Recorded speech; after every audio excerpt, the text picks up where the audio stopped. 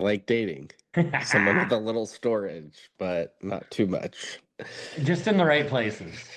Yeah. So this note watch might be a little scattered for me if I Yeah, I uh think that's fine. I don't care. I if I jump I around or miss something. I don't know that the people writing the show care, so I don't know why you have to care so much. Welcome to this episode of the Prestige-ish Media Podcast. Today we're going to be covering The Boys Season 5, Episode 5, One Shots.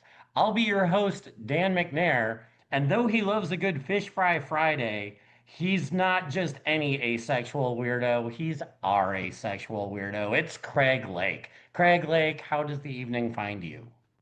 About as good as one of those child grooming fish fries. If there's good fish on the side, One of why my not? one of my favorite things of the show's pointedly political humor is in two very specific cases in the last two seasons. The political diatribe totally reversed by the time they were trying to skewer them.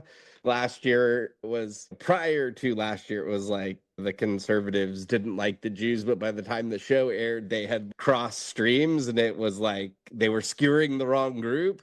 And then in this case, now it's the Republicans are the big pedos, and they've reversed their jokes by the time it aired. So these guys can't even get their political humor right by the time it airs. So Well, good I love that times. you've got your finger on the political pulse because I get to be, excuse me, a little bit more aimless with the whole thing. But what sort of a rating did you give this episode, and what are your initial thoughts? I'm gonna give it a 6.9. I don't know if you caught, but we got the Supernatural We'll reunion get there. tour this episode. I don't know what's happening, but I don't know at what point. Like checked the time and it said was only 15 minutes in, and I was like, oh dear God. And I think this one was like a little longer than most, which also Euphoria went a little long this week. So I'm already schlonged out this week. And then, yeah, I don't know. I don't know that it was any better or worse than last week's. Maybe better, but I'm not rating it. I think last week I gave a 7 maybe and deserved maybe lower. So yeah, I don't know. It doesn't, once again, we're just gonna kind of keep running into ourselves here, but it doesn't feel like a last season of television. Obviously, they did recommence with killing a character, but it didn't feel rewarding. I didn't understand what they were doing by splitting up these different characters. I noticed a couple times we went back to the same perspective. It was like they were trying to do like a Pulp Fiction thing or something, but then also like with the dog had nothing to do with any of it. So it's like I didn't understand where they were going with the title cards. I felt like it's something that could have been creative if they had started the season that way. Maybe did one character an episode at the beginning, like the Euphoria lost sequences or something, but I don't know what this was. What did you make of this episode? So, my instant reaction, I really enjoyed this episode and I gave it an 8.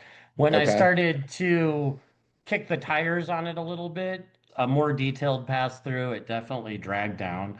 But the device that you're critical of, I enjoyed the one shot aspect to it, where, yes, there's like a reset point and you get brief windows into each character. You're not fully committed to them for an episode.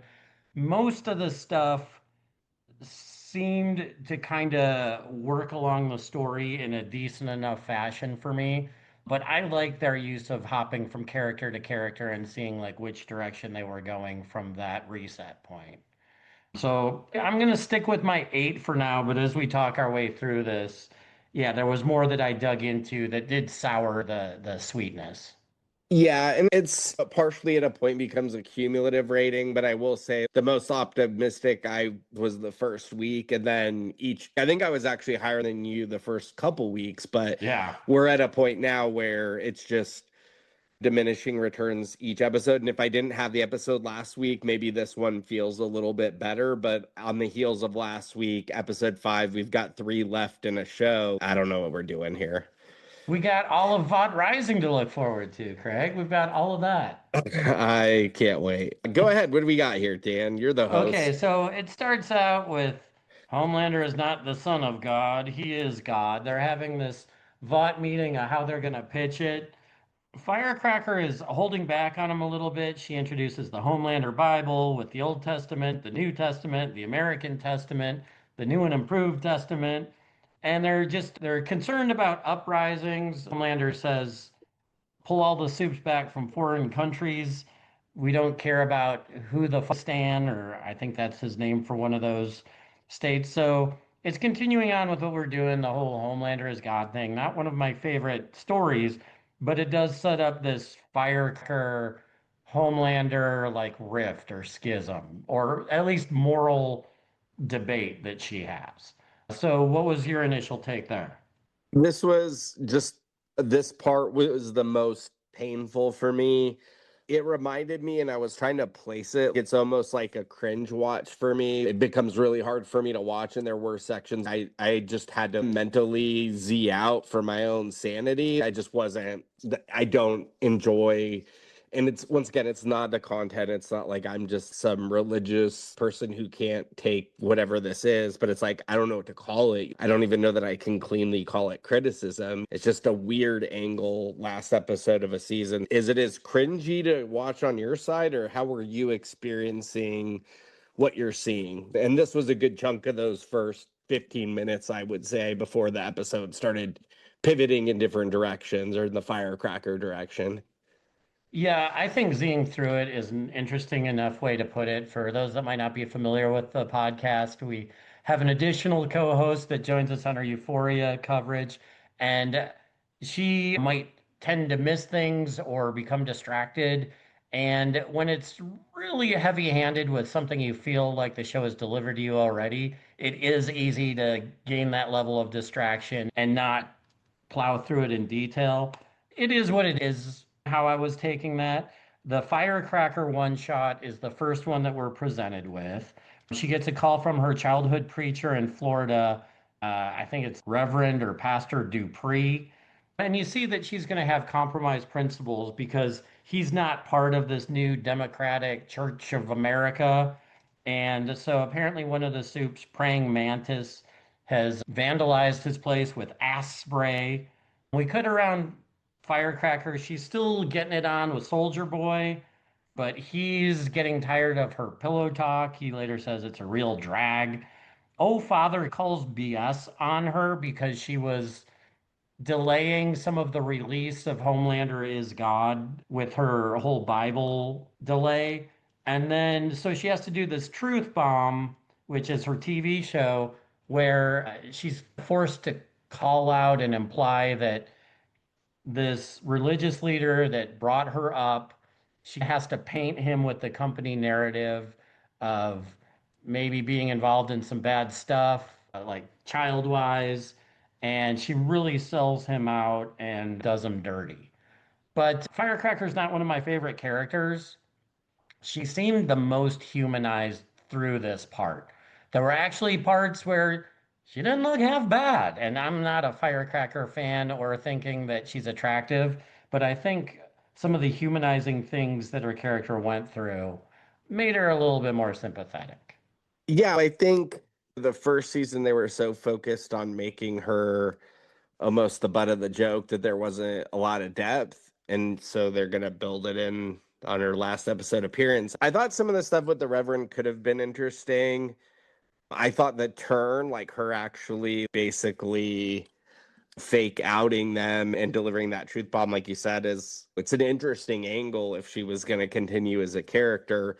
It's not really, they don't really redeem her as a character because she basically capitulates to everything Homelander wants right before she dies. So any equity they built in her with that truth bomb, they destroy. And with her just kissing Homelander's ass at the end, and she throws away her Jesus action figure. So it's like really she comes to her lowest point before being killed almost. But the real question that Soldier Boy had to have asked 80 times is, did you nut? Yeah, that was interesting. So we move on to a Black Noir one shot. So they reset it back to the Vought Tower meeting, and we see his pathway out of there. Bork is back. And Bork is the guy that directed Dawn of the Seven and all of those VCU films. Now they're doing the Bee Gees on Broadway. Remind me, is Bork supposed to be J.J. Abrams or Michael Bay or He's who? probably that, or yeah, like Josh Whedon, probably. And as we're getting through this, first off, can you name any Bee Gees songs? Let's throw that out there. Is Staying, did they do Staying Alive? They do Staying Alive. And There you then go. Night Fever. Yeah, yeah. I think that's all Dun, I got. dun, dun. Do you Like have we any? can't hit any of those falsetto notes, but I'm impressed. I'm sure you would enjoy the Broadway play. And now I'm starting to see after our It Welcome to Derry coverage why you may have really not liked this episode so much. So basically, the Deep has been spying on Black Noir. They've got a tiff going on. And so JJ is in the old men's room and he's sitting down there, and one of your greatest fears gets reignited onto the screen. Maybe not a snake, maybe not a gator, Was this but an eel? Bort gets an eel up the ass.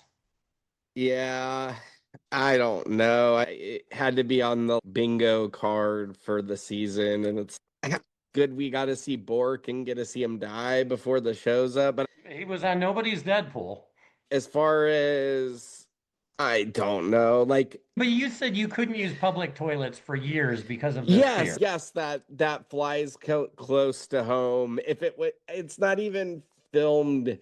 It's meant to be comedic. None of us like watching people on toilets and film. Me and you specifically. It's a big turn off for both of us. And so he's diddling with his phone on the toilet, and it's like you kind of hear the splash. So it's like something's gonna happen with the Deep because he was already perving outside the front of the thing. So it's, I don't know. I felt like it was like the boys checking all their box cards. It's been a couple episodes since someone's gone in or out of someone's ass that we've seen live. Ashley's seen last episode, notwithstanding, but we got the typical gross, both the blood And and the butt play that the show likes if to Jessica deliver. Z were with us and she were doing wild theories, they called Firecracker Firecrotch an episode or two ago. We get your biggest fear on screen here. And there was something else, my short-term memory escapes me, that we basically spoke into existence. Now, I'm not trying to toot horns here, but my Jessica Z theory would be like, they're going to us for all the good. Yeah, I will say, speaking of that, Jessica Z's daughter drew all over her butt crack with marker today. So Did she draw a target? she just, I don't know. The description I had was her dad running in the room and being like, oh my God, is that poop? And it was just, she had drawn all over her butt crack with marker. And this all happened while Jessica Z was wandering around the house looking for all the marker lids. And then here's her dad from the next room. So that I was a think good that's an time. old wives' way to prevent hemorrhoids, actually, Yeah, oddly. I think so. I'll let her know that's what her daughter was doing. So yeah, I don't know why, but that's all I can pull out of this scene. But my question is, we knew he was an actor at the same time he's a superhero, and I mean, this is then the first time we've really seen him outside. The whole season they were playing slow with his real identity, but they've never really said what Noir does in his downtime. Like, and were these guys okay, gonna be, sure. was Bork, did Bork want to Bork him, or where was that all going? Bork and Mindy? He said he was like a genius. I don't know. Yeah, I don't know. I don't know what I, once again, if the episode kind of stuck to all these partial segments, I can buy that. It just seems like it was like two episodes in one episode. We started with the firecracker. They're in the main room, right? And then they go to this, and then we're back in the main room. But eventually we didn't start in the main room, did we? Or did we? And then did we end in the main room, but only after everything else? There's an episode of Always Sunny called Look who's geography lording now. there's an episode of Always Sunny where it's Frank's perspective the whole episode, and that was like the dog portion. I think the dog portion is what breaks the most continuity because everything else comes back to the middle scene. But yeah, I just I thought that part was really creative, and I know I'm jumping half ahead there, but I was just having trouble understanding what we were doing. I thought we had a theme, and then the dog's Homelander, and then we're back to the this thing again. Yeah, I would have to guess that they can't devote the entire scene to the seven and the crew around there. So we need to do a check-in on the boys' side. And so to your point, we get the terror one shot that comes up next. I thought it was a neat enough device that it was all filmed from the dog's perspective. I don't know that we really get a lot. We just basically get a check-in on all of the boys. There's the whole, they got to keep the chocolate away from Terror. Terror is the bulldog that's Butcher's, that's kind of came in at convenient times through the entire run of the Now, show. is he partial superhero? Has he been injected, or is he just has cancer? Or Are is you he talking also about Butcher or Terror? Terror? Is Terror just a dog, or is he a super dog? He's just an old dog. This dog has no special powers that we Okay. know of. There is mention, the boys are still trying to find bomb site. They're basically doing the same quest that the seven are, but they're talking about who could know where bomb site is. We get mention of Legend. I think that's the Paul Reiser character from a couple seasons ago. Yeah, that's who I think it is as well. So they dropped that. We've been through a lot of Stranger Things lately, which I think raised Paul Reiser up in my appreciation a little bit. His character was a lot less moral, I would say, on this show way back when we were introduced to him. But it sounds like maybe they're planting the seed for another appearance by him down the line, possibly. But they say he's got so much dirt on Vought that he had to go underground and nobody really knows where he is. We get a Butcher Huey makeup moment. Basically, Terror gets into Frenchie's chocolate cake. They're worried about the chocolate killing him. You're a lot more dog savvy than I am. I'm assuming this is a real concern and could be scary. Yeah, every dog's tolerance level varies, but I think even small amount of chocolate can kill dogs. I think in my head, chocolate's worse, but I've had a previous dog that accidentally got into many different bouts of things and lived to tell the tale many times. But yeah, not ideal to let your dogs have chocolate for sure. Okay, so they get to this point where they try and make Terror throw up the chocolate so they get him hydrogen peroxide or something like that and force open his jaws. Huey helps Butcher with this, and that does move the needle on Butcher from when it comes to V1, he's just gonna go killing soups like crazy to eventually Huey being a good guy makes him realize that Kimiko and Starlight can have some when they finally find it. I don't know if that's going to play in the end, if that is a pivotal moment, but that's really all we get from this. Did you have anything else? No, I just thought the device was interesting. I did see my way through some of it, but I thought the camera device, like trying to do the dog's perspective and stuff, was at least an interesting attempt at something. They didn't stay in Yeah, it. and I it did think the Homelander part was the most unnecessary part, not him humping the Homelander doll, but oh, Homelander the dream talking to the sequence. doll in its sleep. Yeah, I would rather watch Damon go through 80 more dream sequences than another dog and Homelander dirty talk scene. But yeah. It just as far as the creative element, it feels like this is something the show did a lot more in the first three seasons, where all of a sudden the whole thing would be animated, Yeah, or yeah. They would always, it's I thought it was like around 6 or 7 usually, but yeah, that was something that would happen. The Busy Beavers, Jessica Z t-shirt, try 50th annual, that yeah, kind they, of they would thing. really step outside the format of the show in creative ways. And season four, I don't really remember much of that at all. But so that did reawaken some appreciation just in them taking that swing. That's an So interesting tie through. then we move on to the Sister Sage one shot. So we hit our reset point. She's worried about Soldier Boy. She starts drinking with Two-Faced Ashley. I think this is something that we have suspected in the past where you're trying to figure out Sister Sage's grand overall plan. And she basically says it is anarchy, getting rid of Homelander and living peacefully outside Colorado Springs. Did we predict that? Did I predict that? It's been a while. You I don't know if closer than I'm. me. We definitely talked our way through it. It's definitely more towards the villain arc. None of us predicted that she just wanted to read her books, I don't think. But yeah, is it the Twilight Zone episode where they get the stopwatch and they're just sitting there Like, just give me jacking more time. around? And then he's like, gets to do Yes. nothing but read books forever. Her Yes. apartment, when we first saw her, did look like that dude with all the books strewn about it. Oh. Yeah. Do you think that the costume, like when they sketched it up, they were like, make Ashley Gollum? Like that was their goal? Because she just looks like Gollum when she loses her wig, at least front. Yeah, there's some of that. Andy Serkis could be involved here somewhere, Yeah. or whoever does all those characters. Did you have anything else on the Sister Sage segment, or can we move on to Soldier Boy? Go for it.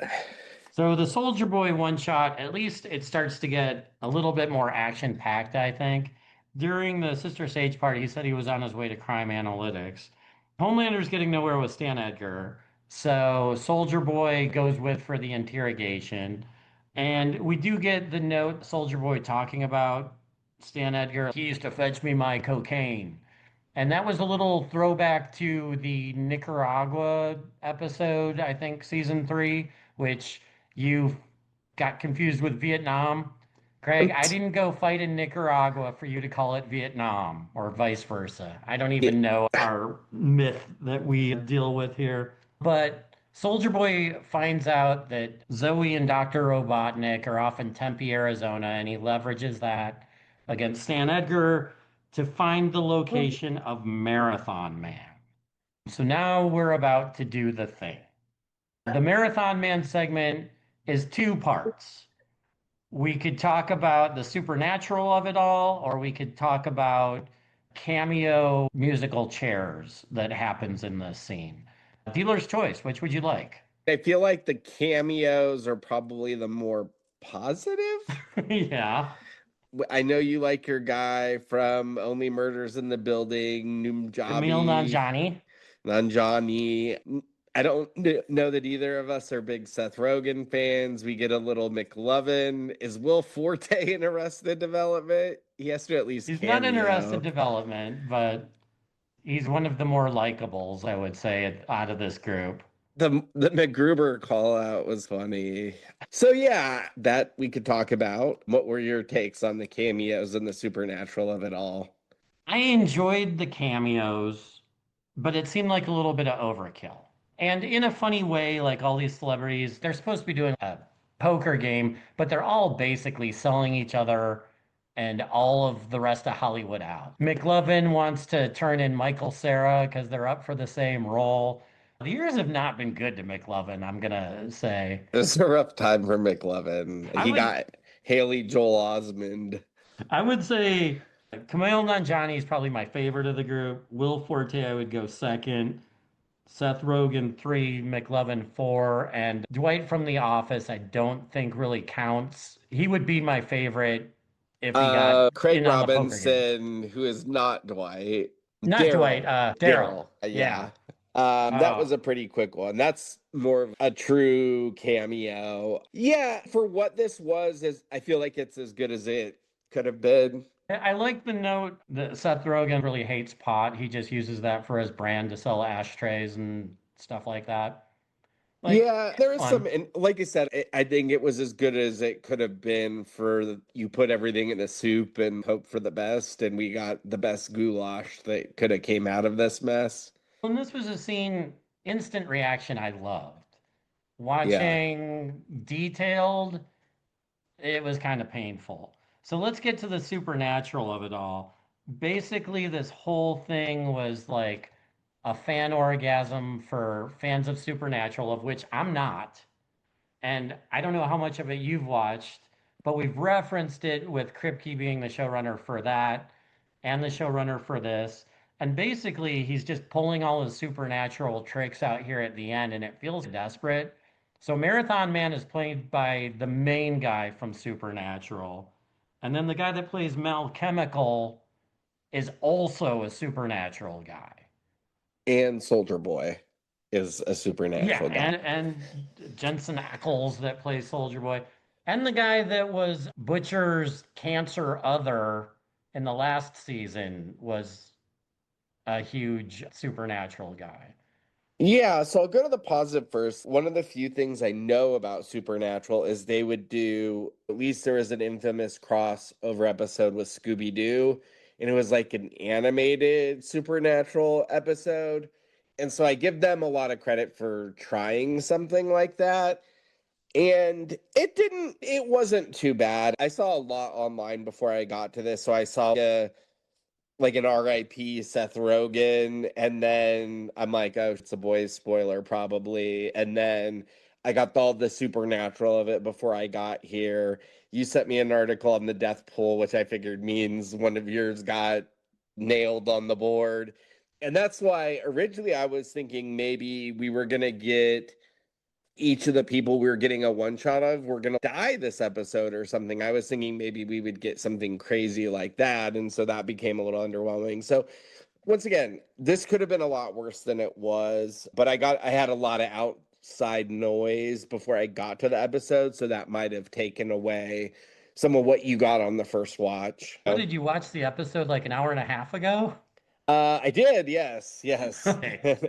You uh, really did see your way into this one. And that's every episode I've pretty much watched right before we got here. But yeah, I I thought can narrate us through a little bit of what happens here. So, Soldier Boy and Homelander show up at Marathon Man's Hollywood mansion. They're playing the Rosemary Clooney Hooray for Hollywood, and they're actually making LA look pretty, which it is these days with the homeless problem and all sorts of stuff like that.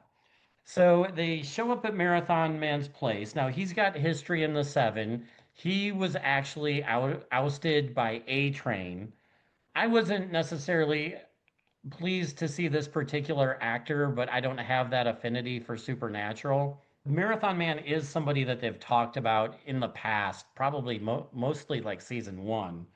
And so he's doing all these like B movies, and they make a joke about like it's not the VCU, but it's where VCU characters like go to make crappy movies, and they say it's Sony Pictures TV. So was that a dig at Disney Plus?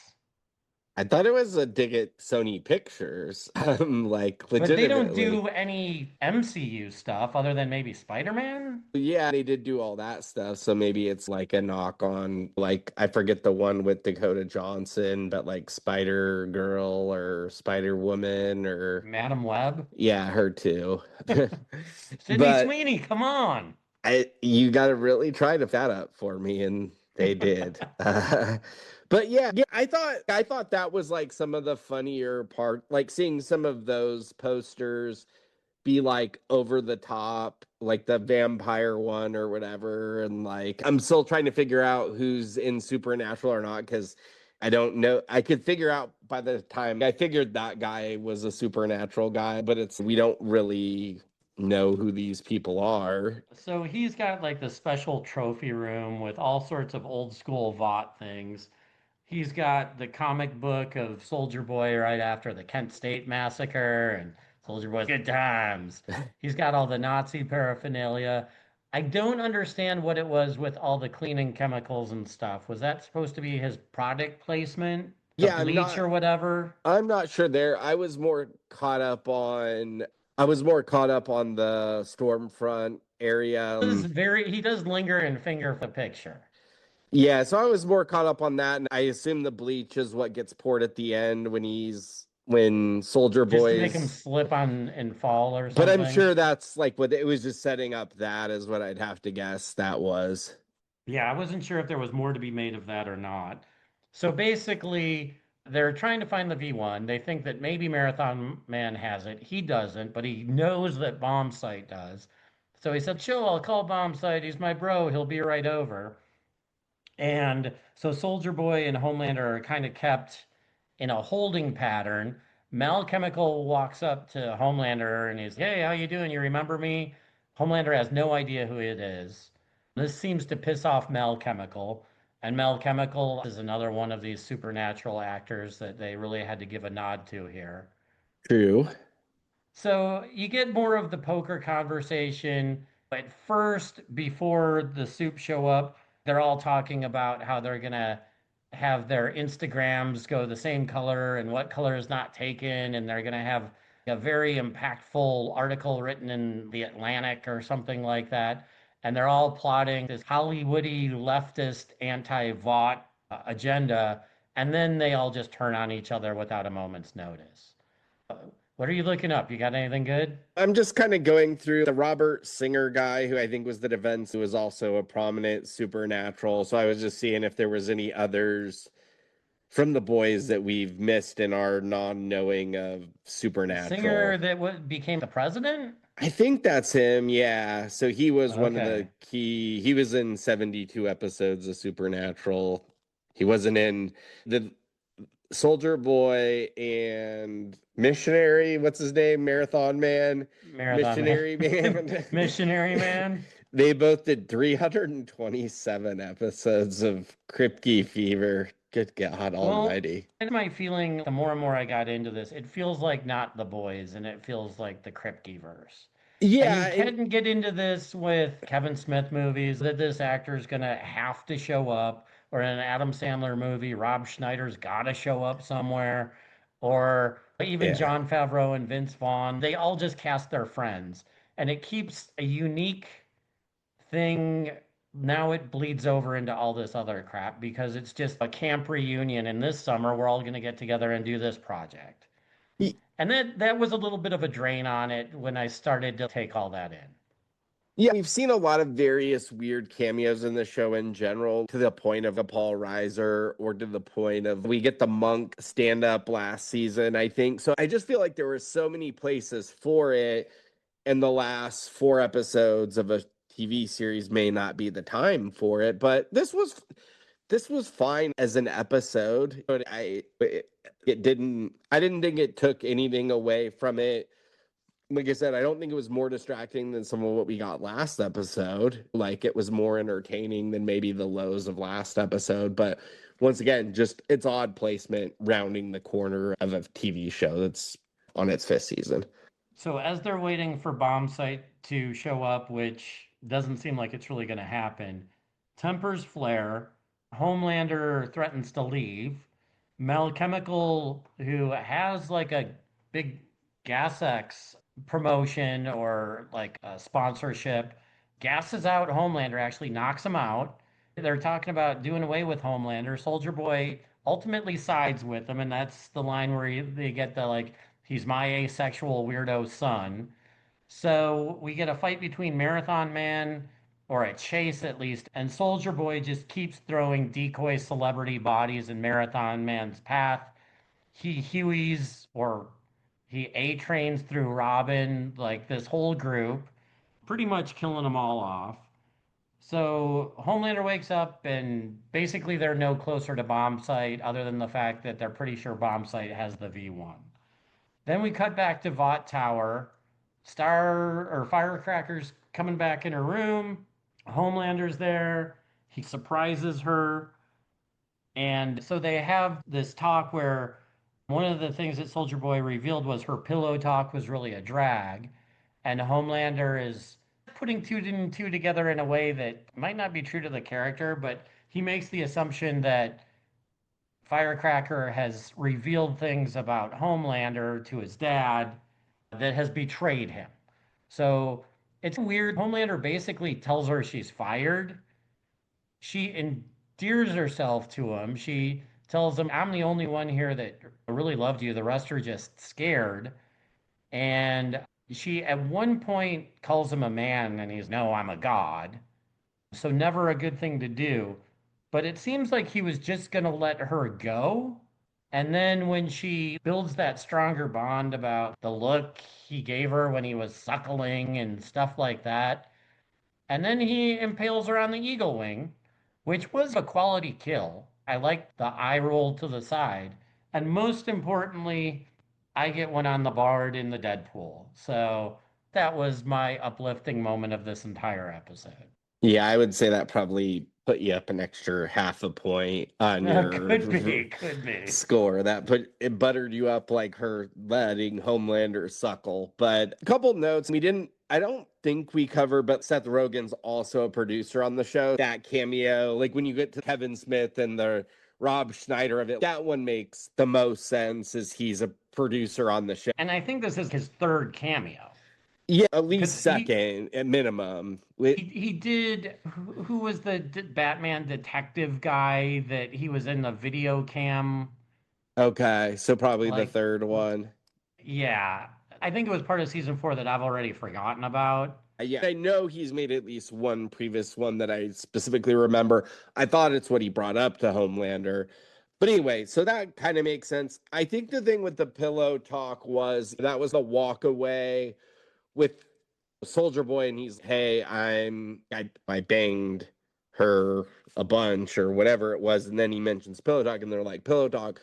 So what Soldier Boy really revealed was her struggling with her religion and Homelander as a religion, and she had really in between 80 times of asking her if she nutted, that came up. And so I think he revealed their real pillow talk, and that's what had Homelander so sprung. And I don't think he was going to ever let her go. I feel like we've seen this before with the original Black Noir, and it's like some of the people that probably have most cared for him or been the most Madeline loyal, he's Stillwell pretty was much killed all of them. And so I think he was always going to kill her. But it's a little curious because earlier in the season, I forget who else he killed, but it's after A Train, and he's kind of going through, is he like, who you're he's supposed to be my killing? friend. Yeah, he has Yeah. this.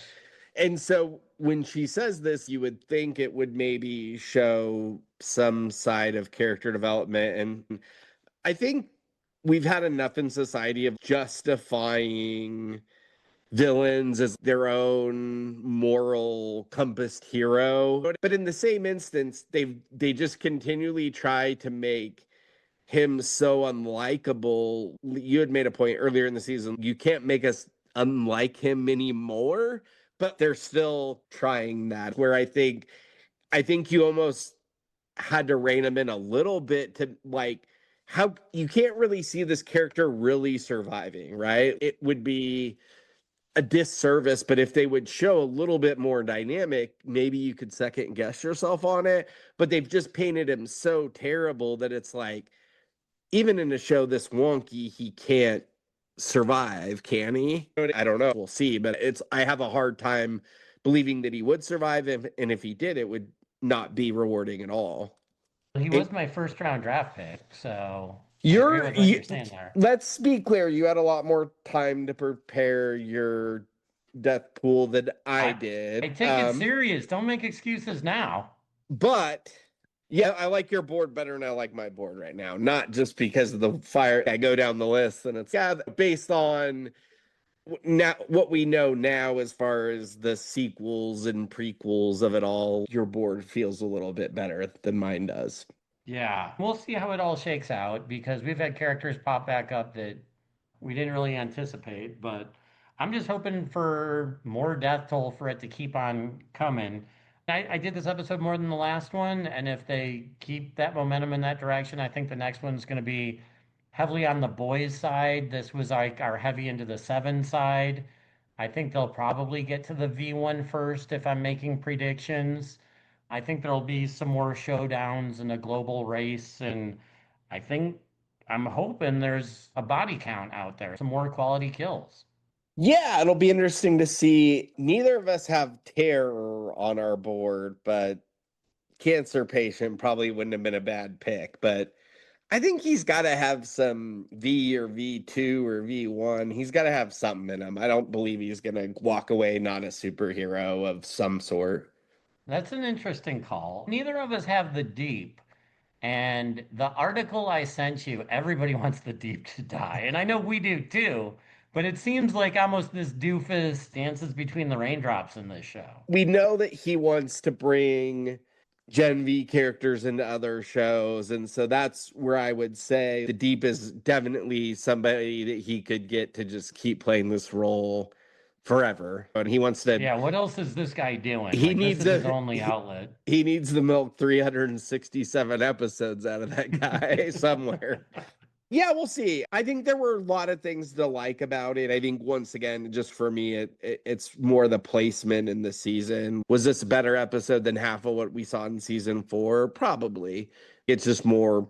We've got what, 3 episodes left? Yeah. But yeah, Hit the gas, Kripke. Hit the gas.